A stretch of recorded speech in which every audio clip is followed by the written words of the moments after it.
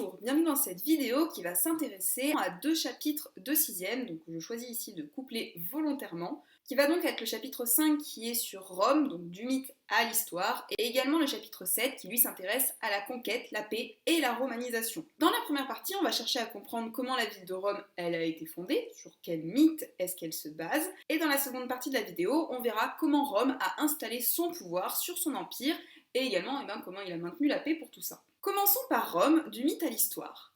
Rome, c'est une petite ville qui va très vite, vous allez le voir, devenir un vaste empire qui va s'étendre tout autour de la mer Méditerranée. Comment Rome fut-elle fondée? Et qu'est-ce qui finalement relève à la fois du mythe, c'est-à-dire de la construction mythologique qui a été faite de Rome, et qu'est-ce qui relève au contraire de la réalité historique qui, elles, ont été véritablement confirmées par les archéologues. Un mythe, qu'est-ce que c'est? C'est un récit qui met en scène des dieux et des héros des temps anciens afin d'expliquer l'origine des choses.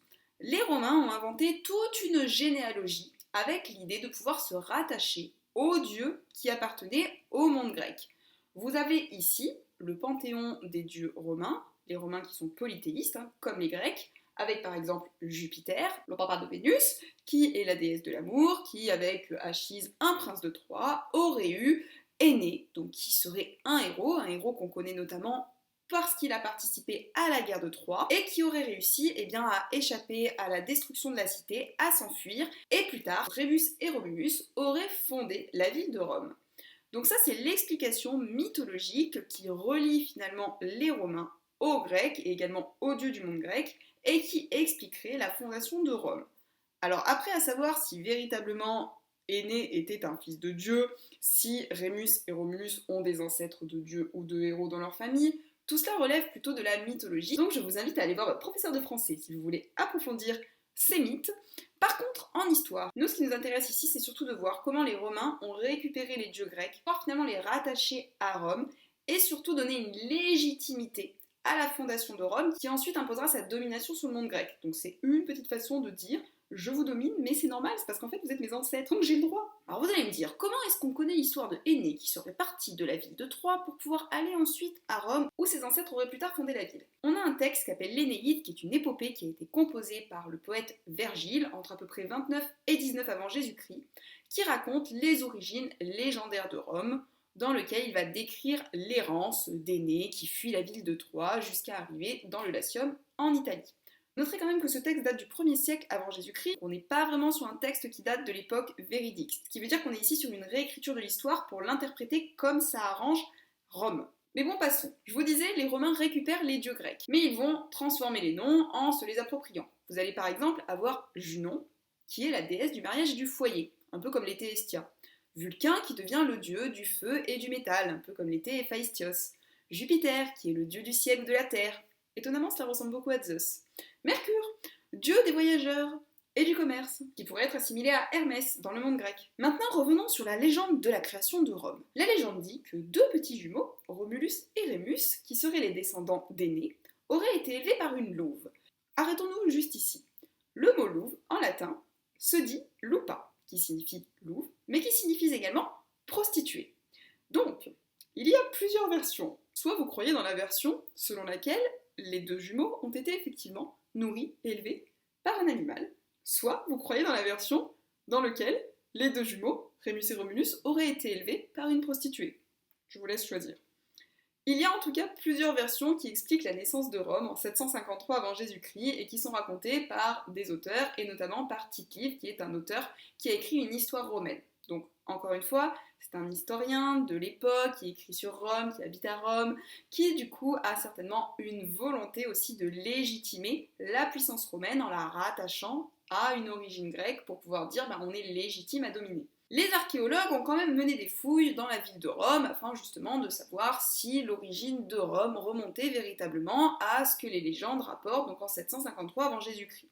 Donc il y a des fouilles qui ont été menées, on a extrait des objets, on a trouvé des monuments qui permettent de comprendre le passé et qui indiquent que, historiquement, effectivement, c'est vrai. On peut supposer qu'à partir du 8e siècle avant Jésus-Christ, il y a bien une ville qui a été fondée. On a par exemple ici les vestiges de l'ancienne muraille, on a le forum qui était la place publique sur laquelle on avait des échanges, on a retrouvé des petites urnes funéraires qui permettent de voir les cabanes dans lesquelles vivaient les premiers habitants. Donc écoutez, a priori, Effectivement, il y avait bien des gens à partir de 753 avant Jésus-Christ sur ce site. Donc il faut bien que vous distinguiez la légende de la création de Rome, qui se base sur le mythe, et la réalité historique, qui, elle, en fonction des trouvailles archéologiques et des différentes reconstitutions qui ont été faites, atteste bien de la présence d'un noyau d'habitat à partir de l'époque qui est mentionnée dans les mythes. Donc on peut supposer qu'il y avait des agriculteurs, des paysans qui s'y étaient installés. Par contre, on pencherait plutôt sur les Étrusques qui auraient fondé la ville de Rome. Donc les Étrusques, c'est un peuple qui habitait l'Étrurie, c'est l'actuelle Toscane en Italie, qui est une région de l'Italie centrale,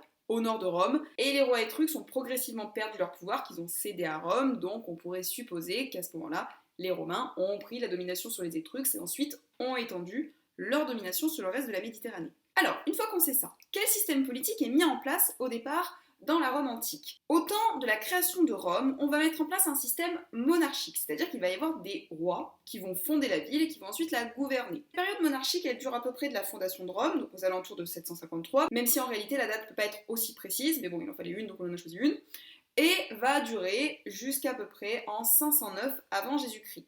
Donc on a des auteurs de l'Antiquité qui sont nombreux à raconter la chute de la royauté et la naissance de la République romaine. La monarchie, elle va être remplacée par ce qu'on appelle une république. Dans un système républicain, le pouvoir provient du peuple qui l'exerce en s'appuyant sur des représentants élus. Donc on a un partage des pouvoirs entre différents, ici, magistrats. Comment ça se passe? Vous avez des citoyens romains, ce sont des personnes qui ont des pouvoirs politiques. Parmi les citoyens, nous avons principalement des hommes, puisque je vous laisse remarquer que les non-citoyens sont les femmes, les enfants, les étrangers et les esclaves. Donc ce qui signifie qu'on est à peu près sur 10% de la population qui peut participer au droit politique. Les citoyens romains sont partagés entre deux catégories, les patriciens et les plébéiens. Ils vont former ce qu'on appelle les comices. Les comices, ce sont donc des assemblées de citoyens, un peu comme l'ecclésia qu'on avait à Athènes. Les assemblées de citoyens vont faire quoi? Ils vont voter les lois, ils vont élire des magistrats. Ces magistrats, ce sont quoi? Ces magistrats, ils sont chargés de gouverner Rome et de proposer les lois. Il y en a plusieurs, il y a des consuls qui commandent l'armée, il y a des prêteurs qui vont rendre la justice, qui vont commander les citoyens. Vous allez avoir par exemple également des questeurs qui s'occupent de tout ce qui concerne les finances. Je vous parlais des citoyens et je vous disais il y a deux catégories de citoyens, il y a les patriciens et il y a les plébéiens. Les patriciens, ce sont les plus riches. Les plébéiens, ce sont ceux qui sont issus de la plèbe, c'est-à-dire du peuple. Et ils ont peu d'influence, en tout cas moins d'influence que les patriciens, sachant qu'ils votent rarement. Cette république, c'est une république oligarchique, c'est-à-dire une oligarchie, c'est un système politique dans lequel seuls les plus riches peuvent accéder aux magistratures. Donc on n'est pas ici sur un système qui est totalement démocratique et ouvert à tous. Maintenant, on va passer sur une seconde partie qui va être celle sur la conquête et la paix romaine. Jusqu'à présent, on a vu, Rome au départ, c'est une monarchie, puis c'est une république, puis ça va devenir un empire. Vous avez donc différents magistrats qui se succèdent, le temps qui passe, plusieurs siècles également qui passent. On va s'intéresser ici à un homme que je pense vous connaissez tous, c'est-à-dire Jules César. Mais qui était César? Jules César, c'est un des généraux romains les plus mythiques, les plus connus de l'époque de Rome. Il est issu d'une famille patricienne, c'est-à-dire que c'est un citoyen patricien, signifiant donc que c'est un des citoyens d'une famille les plus riches de Rome. Il prétend être un descendant d'Énée, donc également de Romulus et Rémus. Et il va gravir tous les échelons de la magistrature, ce qui va lui permettre de devenir très rapidement connu, sachant qu'en plus de ça, il remporte des victoires qui font qu'il est assez populaire. Il va également être gouverneur de la Gaule, sachant que c'était un espace qui était un petit peu compliqué pour les Romains, qu'ils essayaient de soumettre, et Jules César, dans la fameuse guerre des Gaules, va réussir à mener une conquête féroce contre les Gaulois, et il va réussir à faire tomber Vercingétorix à la bataille d'Alésia en moins 51 avant Jésus-Christ, et donc les Gaulois vont s'incliner devant le général César, et donc cette grande victoire va conférer à Jules César une très forte popularité auprès du peuple romain, ce qui va lui permettre à ce moment-là de prendre un rôle encore plus important dans la politique romaine. Mais contrairement à ce qu'on a pu penser, Jules César n'était pas un empereur.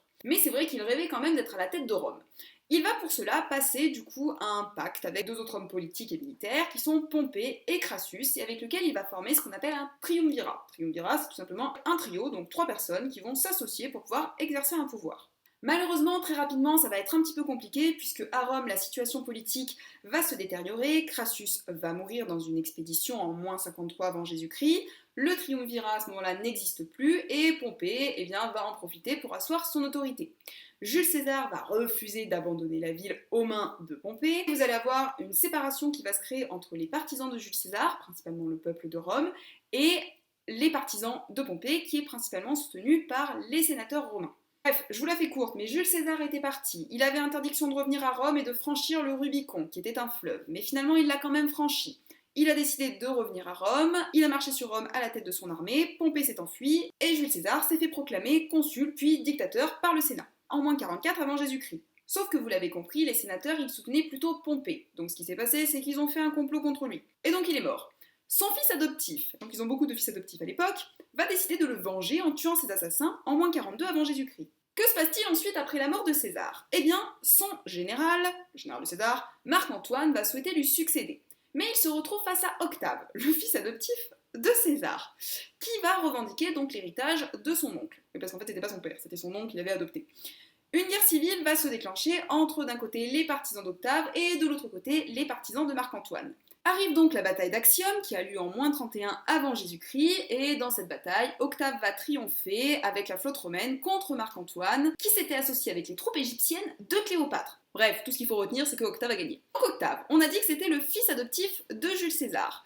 Il va lui succéder, sauf que lui la République ça l'intéresse plus, de toute manière entre-temps je rappelle que son oncle s'était fait nommer dictateur à vie, et il va instaurer un empire. Un empereur, c'est une personne qui possède tous les pouvoirs. Et le but d'Octave, ça va être d'étendre son empire autour de la mer Méditerranée, en imposant notamment le mode de vie des Romains à toutes les personnes qui habitent à l'intérieur de cet empire, sachant qu'il n'y avait pas que des Romains à la base. C'est l'apocalypse dehors. En moins 27 avant Jésus-Christ, le Sénat accorde à Octave les titres d'Auguste et d'Imperator. Auguste, en gros, c'est le grand chef de l'empereur. Il va fonder ainsi l'Empire romain et ensuite ses différents successeurs, donc les différents empereurs qui succéderont à Octave, vont étendre cet empire. Par exemple, ici, vous avez une carte qui vous montre les extensions qu'a pu avoir l'Empire, donc les extensions qui ont été faites par l'empereur Trajan qui a régné entre 88 et 117, et l'empereur Hadrien qui a régné entre 117 et 138, qui vont agrandir l'Empire. Donc au départ, vous voyez que l'Empire il est juste en orange foncé, puis ensuite vous avez l'orange clair, donc avec l'extension, puis le jaune, donc l'empire s'agrandit. Évidemment, à partir du moment où vous agrandissez votre empire, il va être de plus en plus gros, donc il va vous falloir des gouverneurs, des administrateurs pour pouvoir le gérer, et surtout il va falloir créer des frontières, parce que derrière certains espaces, eh bien, il y a des peuples barbares. Donc barbare c'est un terme qui signifie étranger, donc ce sont tous ceux qui sont étrangers à l'Empire romain, qui en gros eh bien, menacent l'Empire romain. Les empereurs vont créer ce qu'on appelle des limes. Les limes, ce sont des frontières qui vont permettre de sécuriser l'empire. Et on va poster dans ces limes des garnisons qui vont avoir un but défensif, c'est-à-dire celle de protéger l'empire des incursions barbares. Une fois que les frontières de l'empire ont été stabilisées, l'objectif c'est de faire en sorte de romaniser cet empire, c'est-à-dire que tout le monde eh bien, adopte le mode de vie et les coutumes des Romains. Donc au début, on a seulement les hommes libres d'Italie qui possèdent la citoyenneté. Puis ensuite, on va étendre cette citoyenneté aux soldats, aux magistrats, avant que l'empereur, dans un édit qui s'appelle l'édit de Caracalla, qui a été signé en 212 après Jésus-Christ, accorde à tous les citoyens libres de l'Empire la citoyenneté. La ville de Rome va faire office un peu de ville modèle, de ville capitale, pour pouvoir eh bien, construire les autres villes qui se situent en province, donc dans les autres espaces de la Méditerranée, qui sont sous domination romaine. Si vous prenez par exemple le Colisée qui est présent à Rome, dans lequel on avait les combats de gladiateurs, eh bien il sert par exemple de modèle pour la construction des arènes de Nîmes qui elles se situent dans la province gauloise, donc l'actuelle France. Pareil, si vous prenez par exemple le temple de Vénus qui est situé à Rome, eh bien vous allez vous retrouver toujours dans la ville de Nîmes avec le temple de Diane, donc là aussi un culte qui est rendu, donc des temples qui servent de modèle, puisque l'idée aussi c'est que les croyances eh bien, s'étendent dans les différentes parcelles de l'Empire. En parlant de culte, il y en a un qui est très important, c'est le culte mené à la figure de l'empereur. L'empereur Octave donc, est devenu Auguste. Auguste, ce n'est pas un prénom, enfin, c'est aussi un prénom, mais là, ça veut dire qu'il est devenu empereur. L'empereur Auguste, qui s'appelle Octave, est mis en valeur notamment grâce à des statues qui montrent sa puissance, surtout sa valeur et sa grandeur militaire. Le culte impérial, donc il est là pour contrôler la population et montrer la puissance de l'empereur, mais également pour le faire connaître dans les différentes provinces, puisque c'est quand même un très très grand empire. Comment on fait pour diffuser la figure de l'empereur ? On a des moyens artistiques. On a par exemple les sculptures sur les bas-reliefs, les mosaïques, les statues, les monuments, la monnaie, tout ce qui concerne évidemment la production de monnaie qui circule dans l'empire et les échanges monétaires, on va avoir dessus la figure de l'empereur, ce qui permet de le faire connaître, ou des objets du quotidien, comme des vases par exemple, des poteries. L'empereur, il a plusieurs fonctions. Il a un pouvoir politique, donc il est le chef, il vote les lois. Il a un pouvoir également religieux, puisqu'il est le chef de la religion et du culte, et il organise aussi son propre culte. Il a un pouvoir judiciaire puisqu'il peut juger ou rejuger tous les procès qui ont été faits. Après, il y a évidemment des juges qui travaillent pour lui. L'Empire est immense, donc il a besoin d'administrateurs. Et il est également un chef d'armée, donc il a un pouvoir militaire. L'objectif de tout ça, c'est d'assurer à l'intérieur de l'Empire ce qu'on appelle la Pax Romana, la paix romaine, puisque dans les limites de l'Empire elle-même, il faut que les peuples s'entendent et fonctionnent ensemble. Tout simplement pour pouvoir assurer des échanges, alors des échanges à l'intérieur même du monde romain, de l'Empire romain, donc entre les différentes cités. Là, par exemple, sur la carte, vous pouvez voir qu'il y a des échanges qui s'effectuent au niveau des différents produits qui sont exportés vers Rome ou importés d'autres endroits, comme par exemple du vin, de la poterie qui provient de la Gaule, du bois, du marbre qui proviendrait plutôt de la Grèce. On a principalement des échanges qui s'effectuent par voie maritime, sachant qu'on a également des échanges avec l'extérieur, puisque si vous regardez par exemple le nord de la carte, vous avez des échanges qui s'effectuent avec l'Empire chinois, puisqu'on a principalement par exemple des épices ou des soieries qui proviennent de Chine. Voilà, j'en ai terminé avec ce cours, j'espère que ça vous aura permis de mieux comprendre d'où vient la création de la ville de Rome, puis de voir comment Rome a étendu sa domination et imposé la paix romaine à l'intérieur de l'Empire. Je m'excuse encore pour la lumière parce qu'il s'est mis à pleuvoir d'un coup des cordes d'eau. J'espère que ce ne sera pas trop gênant. Je vous remercie en tout cas pour votre écoute et puis je vous dis à très bientôt pour de nouvelles vidéos.